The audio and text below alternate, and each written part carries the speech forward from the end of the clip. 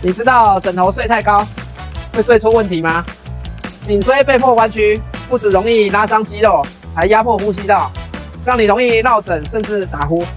想调整很简单，侧睡就把枕头撑到跟肩膀宽度一样就好了。仰睡的话，就让枕头刚好填满颈部曲线。可以的话，在腰跟膝盖都加一个枕头。你也是高枕无忧派吗？留言加1，想知道更多主页连结。